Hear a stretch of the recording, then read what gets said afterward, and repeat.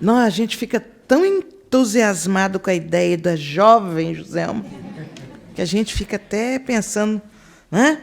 Puxa vida, tem que trabalhar mais um pouquinho para mostrar que eu sou jovem. É uma alegria muito grande estar de volta aqui. Quando nós adentramos a casa, a gente sente a vibração de carinho, de trabalho, o apoio, o compromisso, e isso certamente nos deixa em condições de refletir mais. Hoje, quando nós estávamos adentrando aqui, vamos chamar assim, o psiquismo de Coimbra, eu comecei a refletir em algo muito importante que eu tenho certeza que vocês também, no dia de hoje, pensaram. Hoje é o Dia da Pátria. É isso mesmo? Dia da Pátria. E eu fiquei pensando o que é pátria para nós. O que é Portugal para cada um de vocês e para cada um de nós. Quando nós paramos para pensar no planejamento dos espíritos, no sentido de facilitar a evolução de cada um de nós, nesse planejamento nos foi proporcionado, ou proporcionada, a oportunidade de sermos direcionados para onde nós certamente teríamos mais facilidades de cumprir parte deste compromisso. Então, não é por um acaso que vocês aqui estão, que outros de nós renascemos lá no Brasil, em outros locais, que eu sei que aqui tem de outros países, tem pessoas de outros países, exatamente para uma pontuação nesse cumprimento de compromissos. Então, o feriado não nos é oferecido apenas para descansar, apenas para a gente lavar a roupa, porque estava lá acumulada e tal, né? Mas este feriado também é um momento de reflexão, não só para homenagear esta terra que nos recebe. E eu falo nos recebe, porque eu tenho certeza que por aqui eu já andei também em outras oportunidades. Foi muito interessante. Uma vez eu estava com a Isabel Saraiva, naquele carrinho branco, ela sempre gostou de um carrinho branco. E lá vamos nós pela praça principal, onde tem aquele monumento, e, de repente, eu perdi a noção de que eu estava num carro que estava andando, e eu vi uma ruazinha. E eu abri a porta e ela deu um grito: onde você vai? Ela assustei, porque aquela rua me atraiu. Ela falou: o que foi, Joselma? Falei: não sei, eu não sei. Aí ela falou: vamos ver o que está acontecendo. Aí ela deu a volta, tal. E quando chegou naquele lugar, a mesma coisa. Era algo tão forte que eu tinha um convite para subir aquela ruelazinha. Ela disse: você quer que eu pare o carro e você vai lá? Falei: eu? Quero não. Joselma, mas você não estava? Falei: não quero não, me deixa quieta, vamos embora, vamos embora. Não quero saber. Deus me deu o esquecimento, deve ter um motivo. Não quero ir lá. Então, essas coisas. Então, eu tenho certeza que por aqui também eu já passei. Então, a nossa terra, a nossa abençoada terra, que nos proporciona elementos de conhecimento, de aprendizado, de encontros, de reencontros, né? Com tantas criaturas, com tantos espíritos. E é aqui, nesta etapa da nossa caminhada, que nós estamos para acertar alguns desacertos do passado. Certamente não vamos conseguir quitar todos os compromissos aqui, mas por aqui estamos tendo a bênção a ter essa vibração diferente, essa origem cristã que nos proporciona mais suavidade, um sentimento mais direcionado para o amor e para a caridade. Então, eu não poderia começar a nossa pequena conversa, eu não vim fazer palestra, nada disso, eu vim conversar. Mas eu não poderia começar o nosso assunto sem fazer essa ligeira referência a esta data, né? E nessa entrada eu comecei a pensar na Rainha Isabel, como é que chama a outra? Inês de Castro, desculpa, minha mãe. Fugiu, é emoção. É emoção. Então, eu fiquei pensando em tudo isso, essa cidade marcada por histórias de renúncia, de sacrifício, de lealdade a Jesus, de dedicação, né? Eu fiquei pensando em tudo isso e fiquei em silêncio, envolvida por essa vibração. E eu deixo, então, aqui registrada a gratidão que nós temos a todos esses espíritos que se antecederam a nós. E, ao se antecederem a nós, eles marcaram, pontuaram o caminho para nós com pontos de luz, que agora nos cabe, usando o livre-arbítrio, nos cabe buscando esses pontos de luz e acertando o passo, né? Que Deus nos abençoe, que o dirigente deste país, os responsáveis, e cada um que aqui habita, possa pensar na importância de estar aqui. Poderia ter nascido em outro lugar, por que não? E por que aqui? Então, vamos aproveitar essa oportunidade e vamos fazer de tudo para que a nossa história escrita aqui seja uma história de luz. É isso que é importante que a gente possa fazer, né? Nós vamos conversar um pouquinho sobre a mente, mas muito pouco, porque a gente não traz novidade. A gente só relembra algumas coisas, porque, na verdade, tudo aquilo que a gente possa falar, de alguma forma, está registrado em nossa consciência. Então, a gente só relembra para que possamos ver a responsabilidade de cada um de nós. Jesus afirma que, ao conhecermos a verdade nos liberta. E é interessante que, quando nós lemos a expressão de Jesus, conhecereis a verdade vos libertará, a gente começa, a princípio, a pensar, mas libertar como? Libertar de quê? Em que sentido a verdade nos liberta? E nós vamos, depois de alguma reflexão, perceber que a verdade nos liberta das viciações, das dependências, de todas aquelas situações que nos colocam em processo de limitação, em processo de dificuldade. Nos libertar de todas as nossas atitudes que possam reter, atrasar a nossa marcha.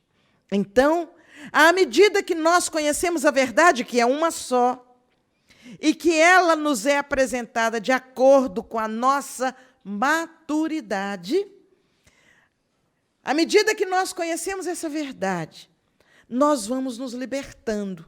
A gente vai esquecendo os melindres, os preconceitos, os complexos, e por aí afora a gente vai caminhando na medida que nós vamos nos sentindo mais firmes diante da nossa própria vida.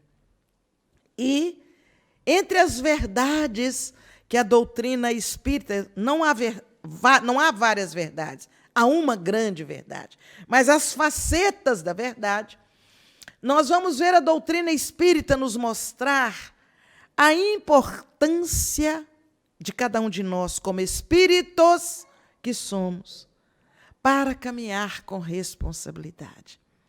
Todos nós, portadores da condição de decidir, no livre-arbítrio, pelo livre-arbítrio, se vamos optar por um lado ou optar por outro. A doutrina espírita nos liberta daquele desculpismo de jogar a responsabilidade do que nos acontece no outro. Porque a doutrina espírita nos mostra o caminho. Quando eu não era espírita, era tão bom, porque tudo que me acontecia em que eu me equivocava, era o outro que era responsável. Ah, foi fulano que fez eu fazer. Ah, mas tanto falou na minha cabeça que eu acabei fazendo. E eu ia por aí dando desculpas para os meus equívocos. E a doutrina espírita me mostra que eu faço a opção. O outro pode me incentivar, o outro pode falar o quanto quiser, mas quem decide e quem age sou eu. E para isso, eu possuo como que uma fonte que produz constantemente a energia criadora, renovadora em mim. Eu tenho, quando eu falo eu estou falando cada um de nós. Nós temos a nossa mente como uma fonte de água pura, cristalina, onde nós vamos buscar ali todas as emissões do pensamento bom ou negativo, e a partir daí, desses pensamentos que liberamos, ainda usando o livre-arbítrio, nós ainda podemos filtrá-los na medida que saem, usando a nossa vontade, ou a gente caminha para a direita ou para a esquerda. E a mente vai produzindo, ela é incansável. É exatamente como uma cisterna, um poço d'água. Está sempre brotando água nova, sempre brotando dali pensamentos, energias, que na maioria das vezes são criadoras. E esses pensamentos renovados, envolvidos por essa energia criadora, eles podem ajudar a modificar para melhor o mundo. E quando nós falamos em educar a mente, nós estamos falando exatamente em colocar barreiras aos pensamentos que muitas vezes não são adequados. Se nós tivéssemos numa área que tivéssemos ali um poço de água e que a água brota com muita força, nós possivelmente tomaríamos alguma medida para conter, para limitar a saída dessa água. Assim somos nós, enquanto possuidores da condição de controlar a nossa mente. É preciso que nós aprendamos a conter todos esses pensamentos que saem, eu costumo dizer que eles saem a galope, como cavalos, né? Numa grande cavalgada, eles saem a galope.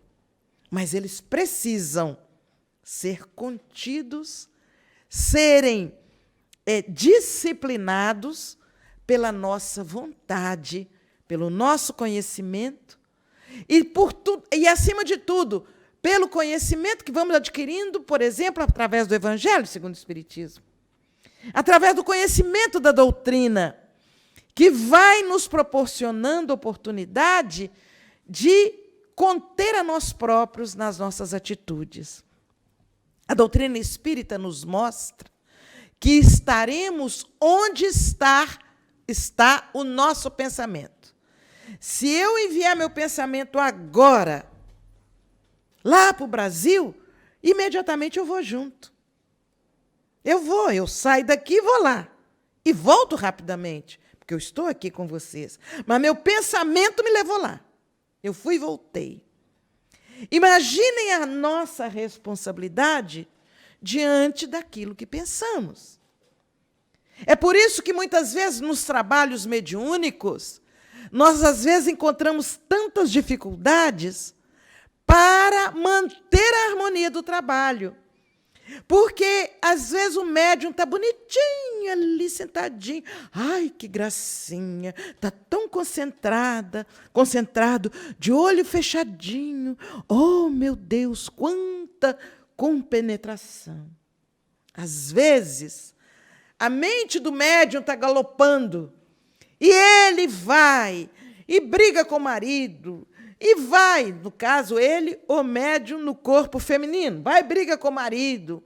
Vai lá no trabalho e fala, ai, meu Deus, eu não sei se eu guardei na gaveta aquele documento tão importante. E pensa no time de futebol que está jogando. Quanto será que está ganhando? E nessa, o olho fechadinho, a cabecinha de lado, igual o santinho. Mas a mente está um tumulto. E aí, quantas vezes os espíritos amigos que estão trabalhando, eles têm que lutar de uma forma muito mais intensa para filtrar as energias que nós outros estamos liberando. Então, educar a mente é uma necessidade, é um compromisso de cada um de nós, principalmente de nós outros que nos permitimos frequentar uma casa espírita. De nós outros que muitas vezes viemos aqui em busca do socorro. Mas não basta eu vir buscar socorro. Eu preciso, após receber esse socorro, ter a responsabilidade, primeiro, de me manter em harmonia, para garantir que esse socorro seja efetivo em mim. Segundo, a responsabilidade de contribuir para que outros que por aqui passarem sejam tão beneficiados quanto eu fui nessa casa abençoada que me recebeu. Então, essa responsabilidade, que é o nível de consciência, nível de maturidade que eu vou adquirindo com a minha vivência, é que vai me ajudar a educar esses pensamentos que saem. Certamente, nós não vamos conseguir isso de uma hora para outra. É questão de disciplina, é questão de registro, de exercício diário. Assim como os atletas, os grandes atletas, eles renunciam a passeios, eles renunciam a alimentos, a mesas fartas de alimentos, eles se enquadram em determinadas recomendações de seus técnicos. Nós, espíritas, médiuns, conscientes da importância da nossa contribuição, nós precisamos nos disciplinar e repetir diariamente determinados exercícios. À medida que nós realizamos esses exercícios, nós vamos nos colocando mais a serviço do Cristo, a serviço dos espíritos amigos que nos ajudam, que nos socorrem e que muitas vezes dependem de nós encarnados. Porque eles são puro amor, pura luz.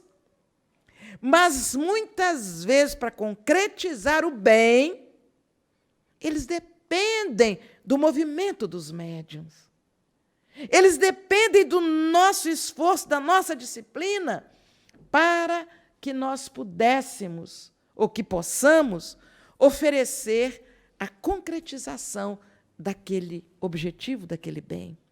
Então, é questão de responsabilidade nesse processo de educar o que pensamos, educar a nossa estrutura individual. E nada melhor para nos educar do que buscar em Jesus os recursos as recomendações que vão mudar o nosso caminho. Não temos que ter aflição em relação ao tempo.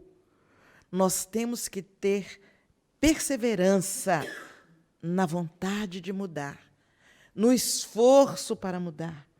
Porque se essa perseverança não for a referência da nossa vida, qualquer toquezinho com o dedo assim de alguém, e nós já estamos mudando o rumo. Não é só hoje, amanhã eu volto. É igual quem quer fazer regime.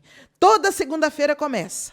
Quando chega assim na quarta, na quinta, começa a parar e diz assim: ah, não, hoje é sexta-feira, fim de semana, eu faço o seguinte, eu vou interromper e na próxima segunda eu recomeço. E aí na segunda começa outra vez e vai se repetindo a história. Por quê?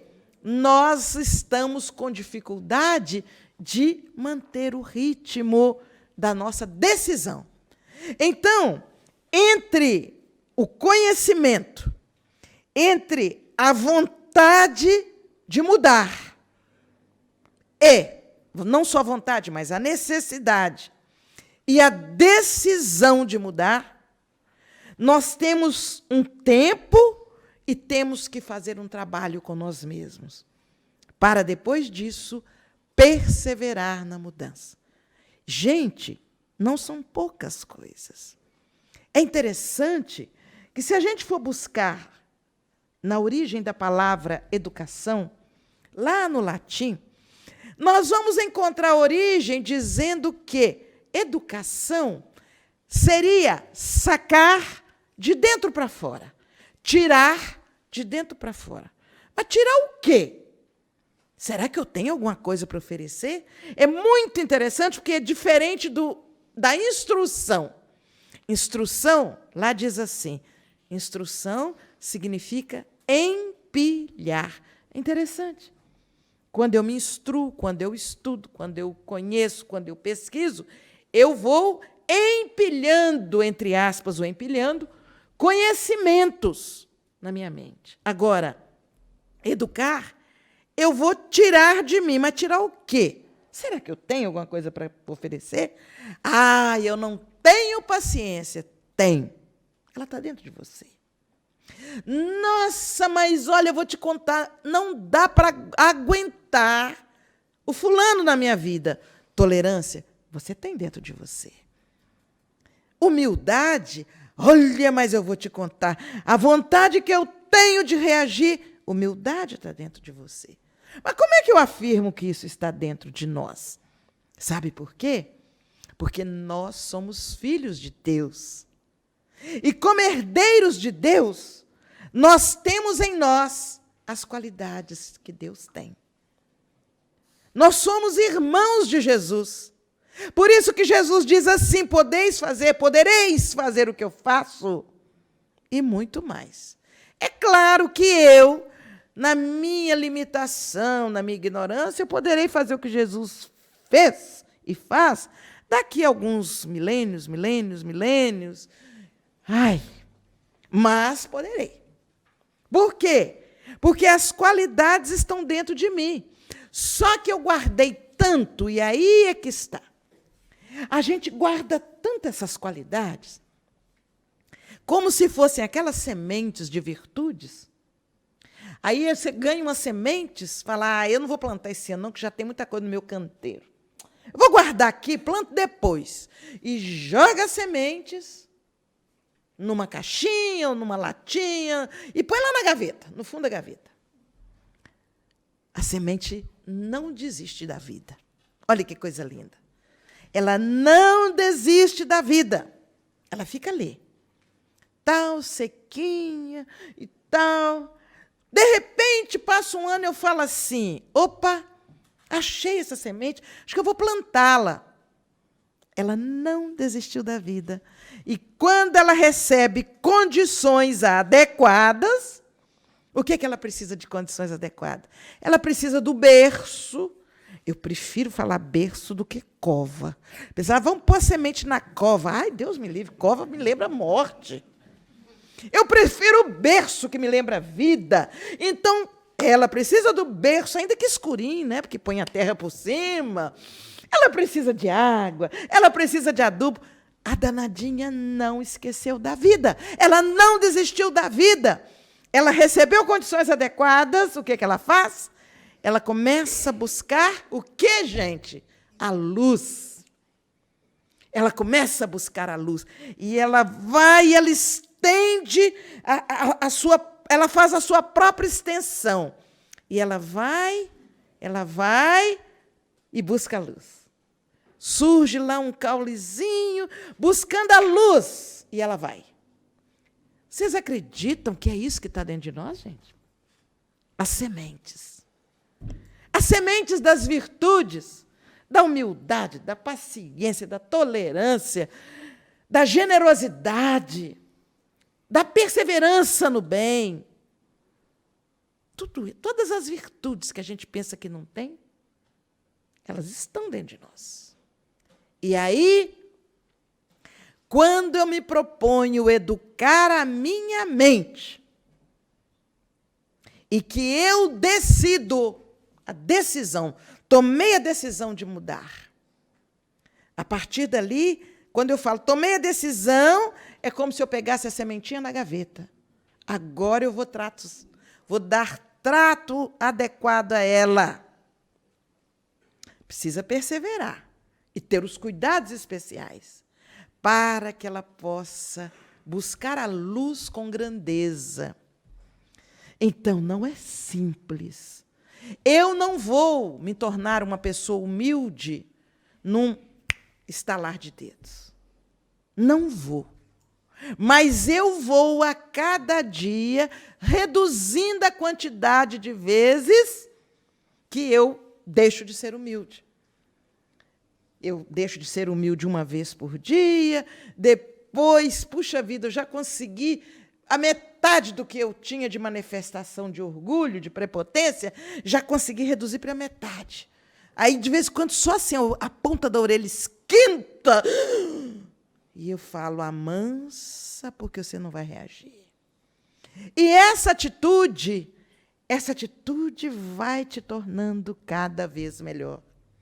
Educar a mente não é impossível, mas exige de nós uma postura de compromisso com o bem, de compromisso com a paz, de compromisso com a verdade. Olha que Jesus disse, conhecereis a verdade e ela vos libertará. Vai libertar a semente que estava toda presinha dentro de nós, na gaveta da nossa acomodação, porque a gente estava deixando as viciações, o livre-arbítrio, deixar a gente fazer o que quisesse, e vai nos libertar. E aí a gente começa a mudar. A gente vai mudando, vai mudando. As pessoas falam, engraçado, a Joselma está mais leve. Não, não é mais leve de peso, né, gente? Porque não consigo descer mais do que isso de jeito nenhum. Porque eu chego nas casas aqui de Portugal, me dão pudim, me dão um doce de não sei o quê, me dão não sei o quê. E eu gosto pouco e eu como. Então vai ser difícil diminuir o peso físico. Mas as pessoas começam a sentir engraçado.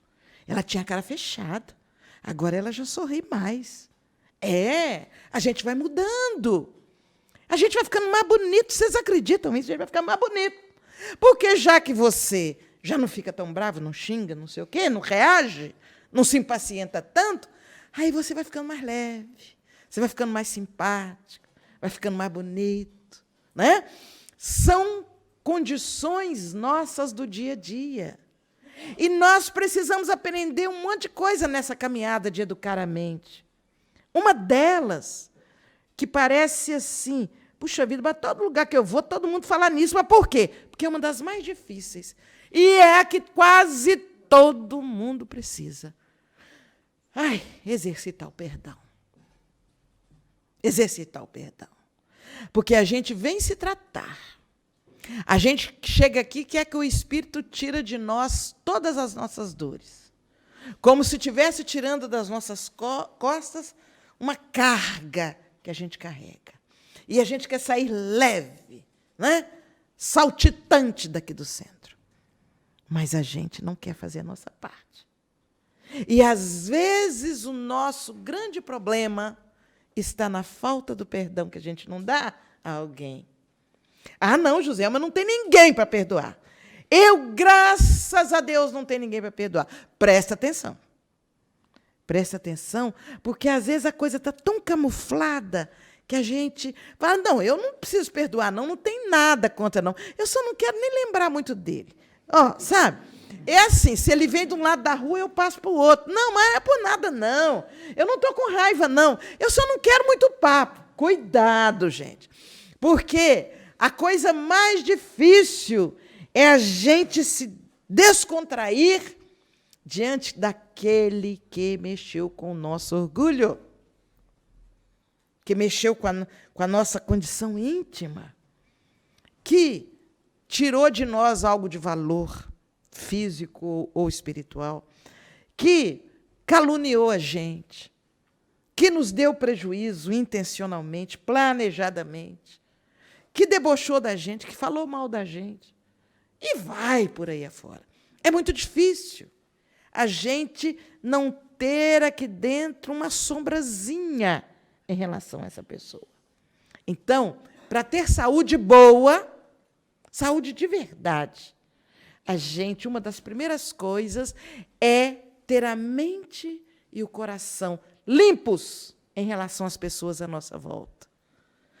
Ah, mas não vai conseguir de uma vez. Eu vejo nos olhos que alguns me olham e dizem assim, mas é difícil. Eu sei que é. Não é simples. Porque você fica com aquilo, não, tudo bem, a doutrina já me ensinou, mas, sabe, ele me abandonou de uma hora para outra. Me deixou sozinha numa situação tão difícil. Como é que agora eu vou simplesmente achar que está tudo bem? E é exatamente aí. Eu falei aqui em conhecimento.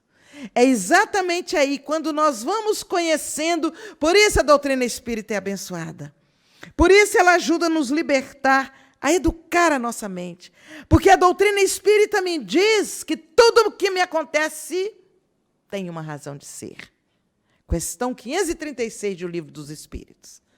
Tudo o que me acontece tem uma razão de ser, não é por um acaso. Não cai do céu assim, para mim. Puxa vida, eu sou tão infeliz que parece que até o urubu que passou, o cocôzinho dele veio e bateu em mim. Não! Não é infelicidade, não. Tem uma razão de ser. E no momento certo, aconteceu. Não tem jeito da gente culpar ninguém por isso. A responsabilidade está em nós.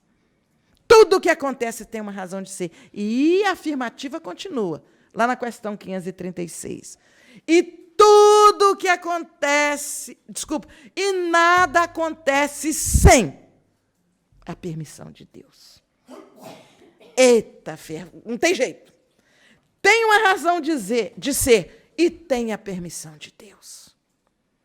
Quando você começa a entender isso com clareza, aí você já fica até com vergonha de ficar tantos anos com raiva do outro. Ô, gente, mas por que eu não perdoei antes? Que bobagem a minha. Gastei uma energia danada, joguei energia negativa no meu fígado, eu passei um mal, tive problemas circulatórios, problemas cardíacos, respiratórios, alérgicos, asma. Você não está com alergia, não, né?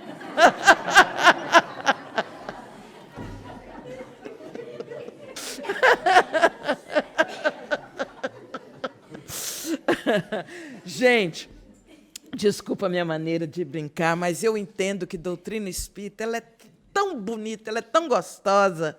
Eu não sei fazer doutrina espírita de cara fechada. E quando eu brinco é com todo respeito. Mas a gente precisa descontrair, porque a doutrina espírita não veio para nos deixar atrelados. Ela veio para, olha a expressão que eu usei aqui desde o início, para nos libertar. Então, nos libertar dessas coisas que nos amarram, né? Mas, voltando, então, essas coisas que me acontecem, da dor, do problema circulatório, respiratório, etc., etc., etc., muitas vezes tem a sua origem na mágoa que eu estou carregando. Então, uma das coisas importantes nessa educação da mente é tirar do coração as marcas da mágoa, da dor, do melindre. Aquela história de 50 anos atrás, sabe? Não, você sabe por que eu tenho raiva do fulano? Não é nem comigo, não, sabe? Mas o meu pai, no ano de 1930, 40, sabe? Ele foi tão humilhado pelo pai dela. E, gente, nós temos que evoluir. Nós temos que deixar essas coisas. Quando eu falo assim, eu não estou falando por desrespeitar, não.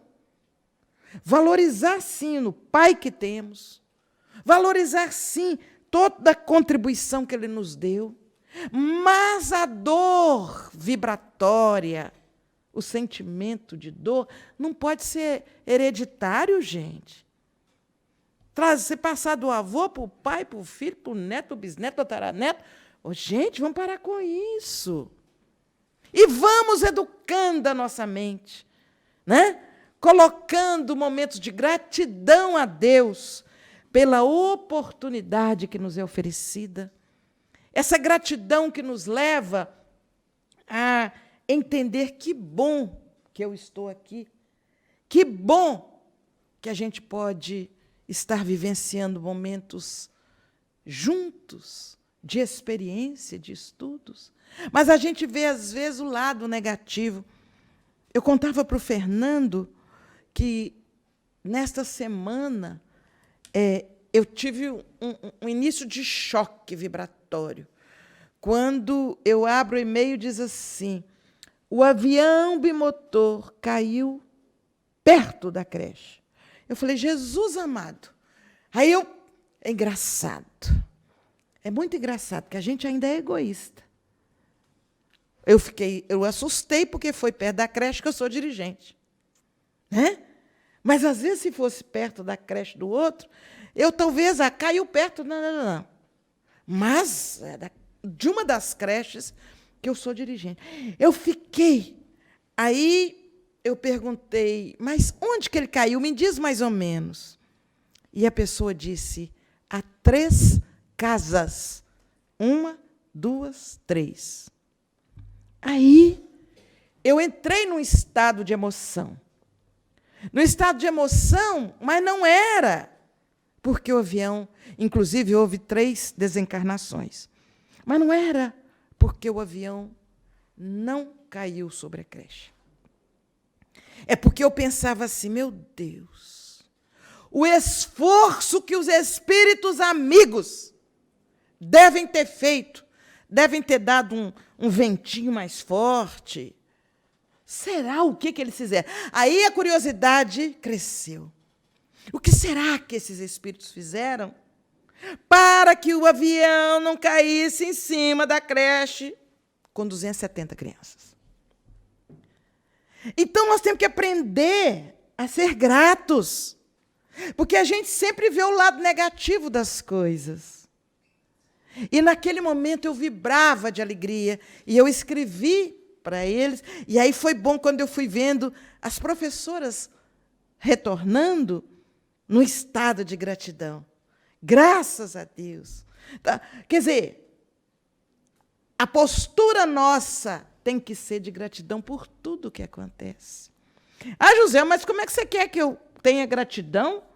Eu bati o carro, estragou, deu perda total. Você vem dizer que eu tenho que ter gratidão? Você perdeu, teve perda total.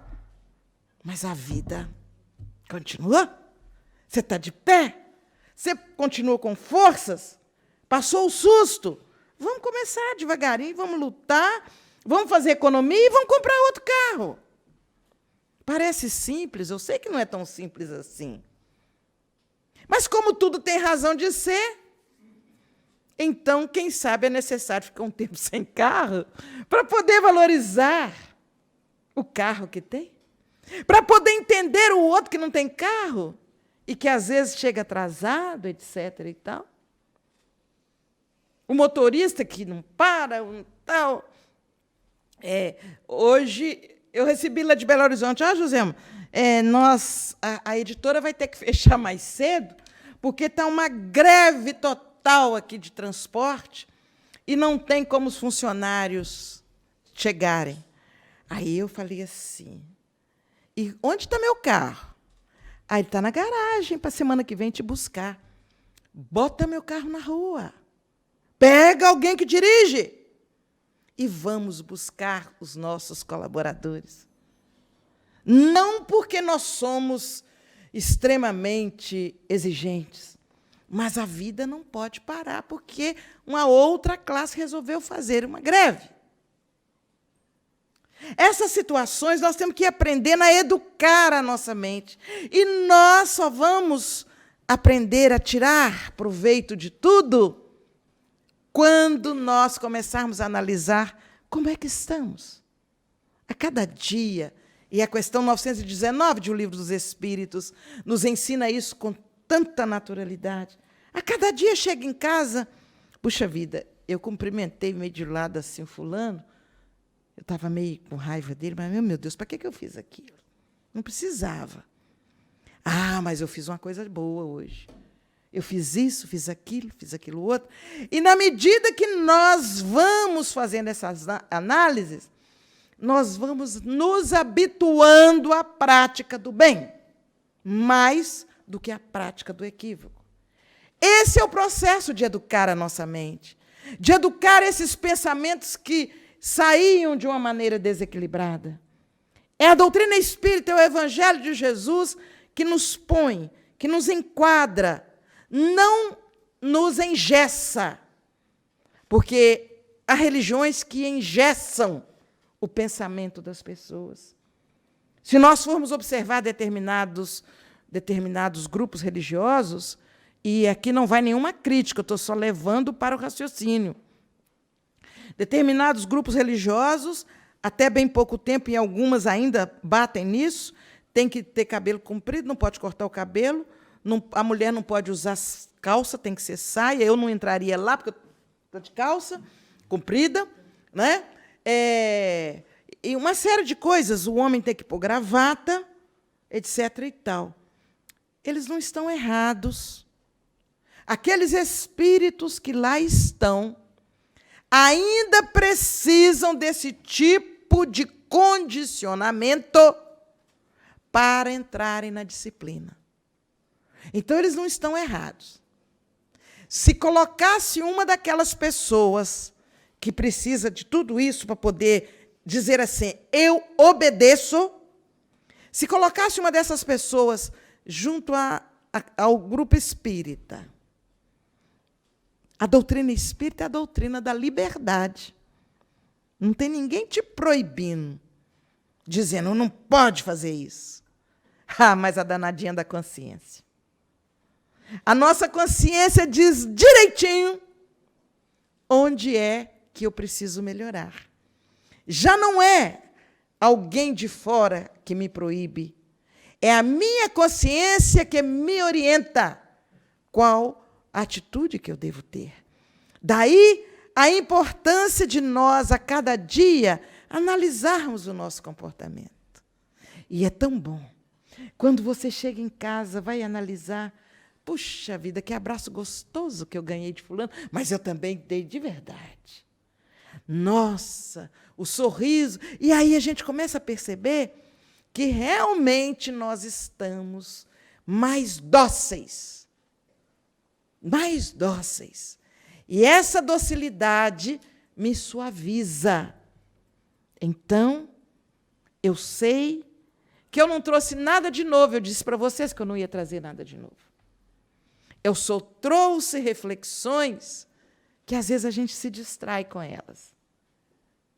E a gente não percebe o que estamos fazendo conosco. Nós estamos nos maltratando sem perceber, porque nós estamos deixando nossos pensamentos. A gente julga as pessoas. Né? Tá vendo? Fulano me olhou assim, aposto que pensou isso assim de mim. Pobre coitado, não pensou nada. Mas o nosso pensamento desequilibrado já me levou a quê? A julgar. Olha que coisa séria.